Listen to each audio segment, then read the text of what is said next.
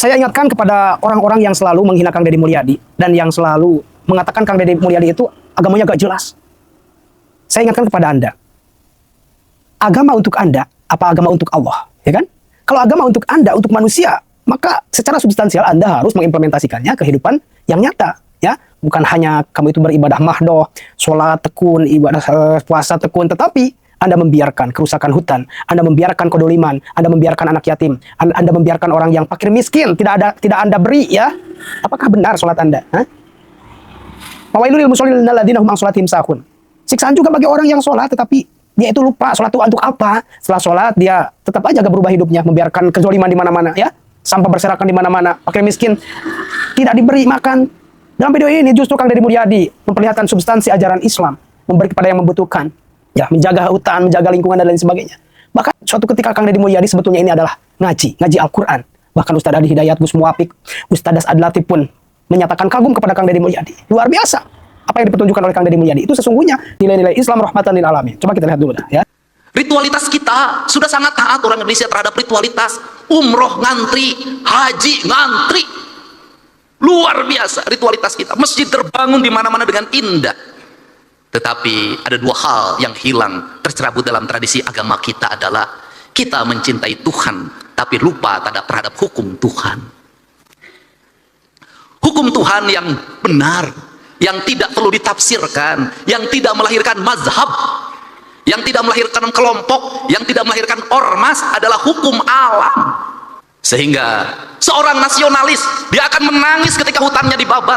Seorang nasionalis dia akan menangis ketika hulu-hulu sungainya diuruk. Seorang nasionalis dia akan menangis ketika mata airnya makin mengering. Kalau kita mengaku mencintai NKRI, mengaku menjadi nasionalis, membiarkan hutan dibabat, membiarkan sungai diuruk, membiarkan laut diuruk, dan membiarkan mata air mengering, saya katakan Anda pembohong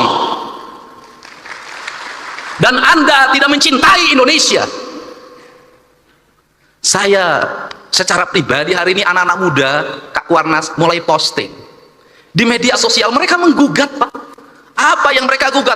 Belanda menjajah Indonesia 350 tahun, gunung masih utuh, samudra masih terbentang luas, sungai-sungai jernih, dia meninggalkan perkebunan yang terhampar, bangunan-bangunan yang indah, gedung-gedung yang kokoh, jalan-jalan yang kuat, jembatan kereta api yang kokoh. Indonesia merdeka 80 tahun. Gunung gundul, sungai keruh, hutang menggunung, bangunan-bangunan hampir tidak ada yang berkualitas, jalan-jalan mudah rusak, jembatan mudah roboh. Pertanyaannya adalah siapa yang penjajah itu? Ini kesadaran mungkin tidak layak diomongin sama gubernur, tapi saya mewakili hati nurani saya yang selalu ingin saya ungkapkan dimanapun. Kenapa? Ini problem bangsa, Pak. Dan kebiasaan kita ini adalah ketika bencana kita ribut melakukan perbaikan, tapi nanti ketika sudah musim kemarau lagi lupa lagi, berbuat lagi. Kenapa saya ngomong begini? Saya punya hitungan ekonomi. Kita dapat dari pembabatan hutan berapa triliun, kita dapat dari pengambilan pasir berapa, dari pengambilan gunung berapa, tapi ketika bencana berapa puluh triliun, ratus triliun yang harus kita kerahkan, rugi. Bangun jalan di Jabar, baru bangun diinjek lagi sama Toronton yang tonasenya 40 ton, 30 ton, rugi, Pak. Dan semua orang diam, berdiri seperti patung dimusrikan, tapi sikap kita yang mematung, membiarkan kerusakan terhadap Indonesia dianggap pada sikap yang beriman. Gak bisa. Sehingga inilah yang ingin saya bangun. Gerakan pendidikan kita harus menggerakkan anak-anak kita kembali pada titik dasarnya. Dia adalah manusia Indonesia yang mencintai tanahnya. Problem anak-anak kita hari ini apa? Dia tidak mengenal tanahnya. Kenapa tidak mengenal tanah? Sejak lahir kakinya tidak pernah menginjak bumi.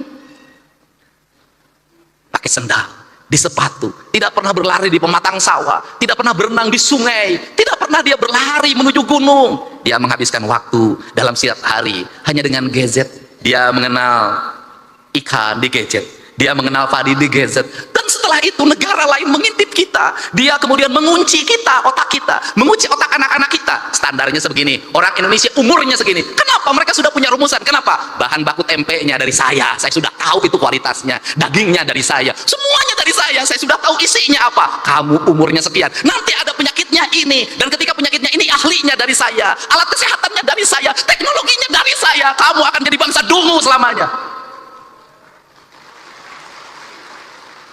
Saya tahu yang begini, Pak. Setelah itu permainannya dari saya, filmnya dari saya, permainannya dari saya, gambar-gambarnya dari saya, semuanya dari saya. Kita menjadi bangsa penjual, penghamba. Kita kaya, tapi posisi kita menjadi orang miskin. Kita ini bangsa kaya raya, Pak Ketua DPRD, tapi kita kayak orang miskin. Mangga diambil dan kita menyembah pada yang mengambilnya. Ini prinsip. Gerakan kepramukaan harus seperti ini. Gerakan agama harus seperti ini, menjadi solidaritas kesadaran. Kenapa?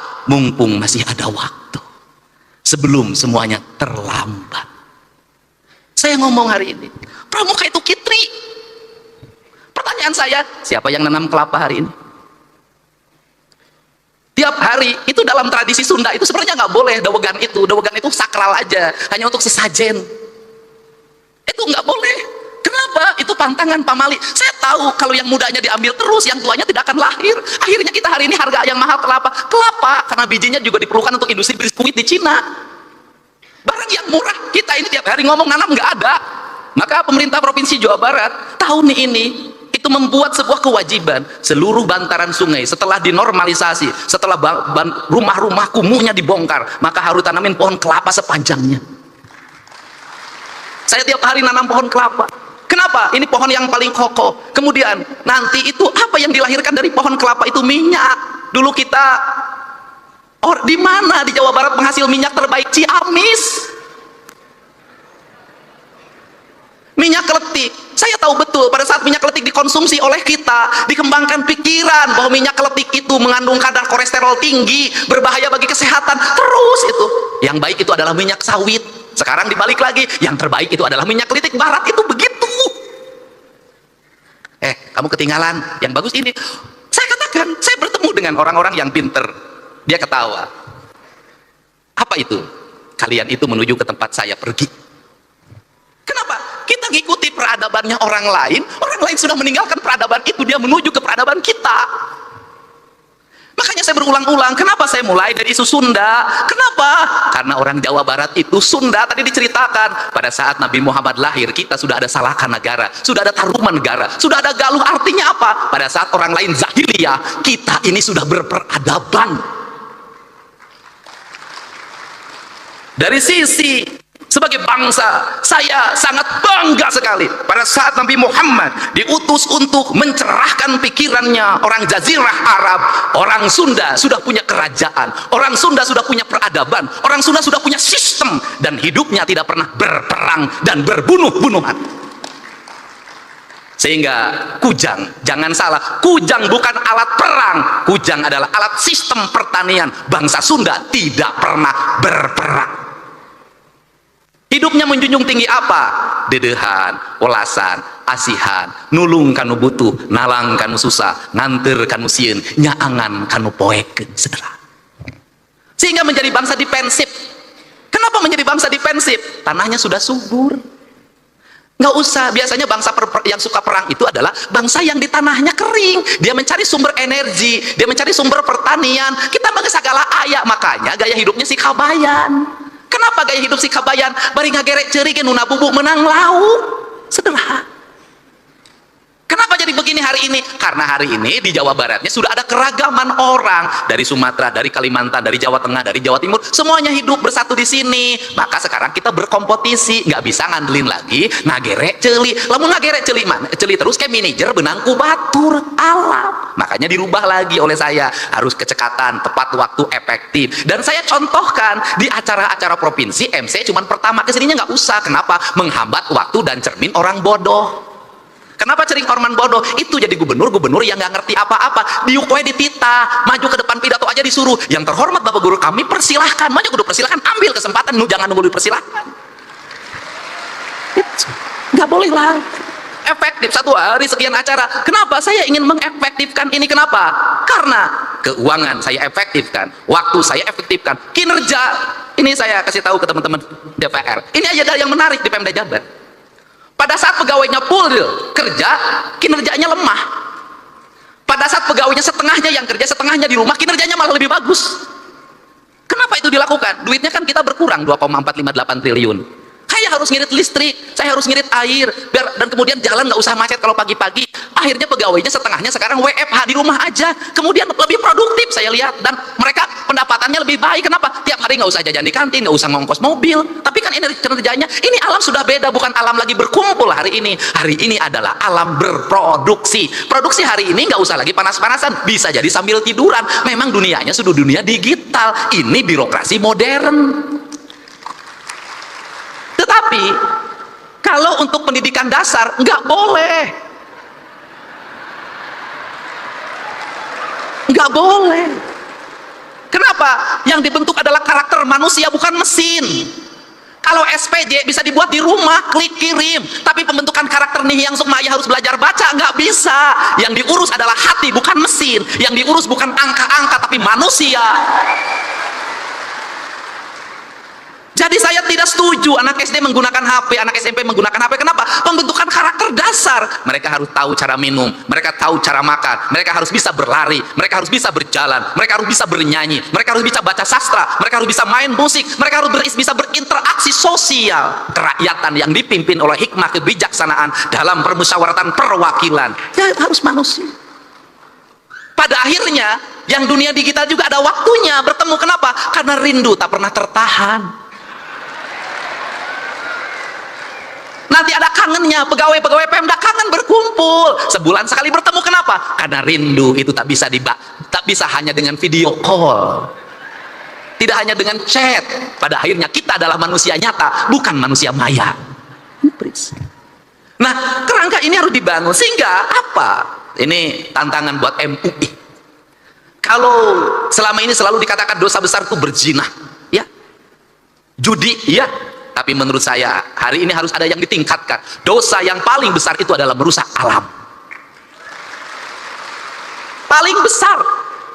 Yang berzina hukumnya dirinya dan istrinya dan keluarganya. Tapi membabat hutan di Ciwidey, membabat hutan di Pangalengan, banjir lumpur, triliunan uang dikeluarkan menormalisasi Citarum, pada akhirnya tidak bermakna karena lumpur gunung masuk Citarum dan meluap. Berapa penderitaan yang dialami oleh banyak orang. Dan sebaik-baiknya manusia adalah yang bermanfaat bagi orang lain, dan seburuk-buruknya manusia adalah yang melakukan kerusakan di muka bumi. Kenapa? Karena kerusakan alam memperpendek umur bumi, bukan hanya umur dirinya, tapi umur bumi, mempercepat proses kiamat. Dan sekarang kiamat mungkin terjadi karena teman saya namanya Ahmad sudah punya cucu. Dia dipanggil kiamat sekarang. Ini para bupati hadir, terima kasih. Ini penting, Pak. Jadi, apa concern kita, agama kita hari ini? Saya kemarin ketemu dengan ketua Persis, ketua Muhammadiyah, ketua NU. Saya bilang, fikih yang paling kuat hari ini adalah fikih lingkungan. Kenapa? Malu, Pak. Anak-anak muda sekarang tuh tidak seperti kita masih jaga-jaga kalau ngomong. Anak muda sekarang tuh berani posting, Pak, dan berani mencaci maki orang tuanya. Dia ngomong begini, kan kita malu kalau digituin. Orang Indonesia ini paling banyak berdoa, tapi orang Indonesia itu paling banyak bencana. Kan malu digituin. Orang Indonesia itu paling banyak berdoa, tapi paling banyak orang yang sengsara. Orang Indonesia itu paling banyak berdoa, tapi buang sampahnya di sungai, buang sampahnya di mana saja. Membabat pohon itu bukan hanya 1 meter, tapi ribuan kubik, jutaan kubik, menimbulkan kesengsaraan, dan itu dibiarkan. Padahal tiap hari kita berdoa pada Allah, kita ingin dijauhkan dari bencana. Kita tiap hari berdoa pada Allah, ingin dijauhkan dari bencana. Tapi menurut saya doa ini tidak akan bermakna kalau yang menjadi penyebab bencana terus dilakukan tanpa henti. Kita bicara hakikat, tapi syariatnya tetap terjadi kerusakan, tak ada makna. Terima kasih sudah menonton. Jangan lupa like, subscribe, dan tekan tombol lonceng. Bye bye.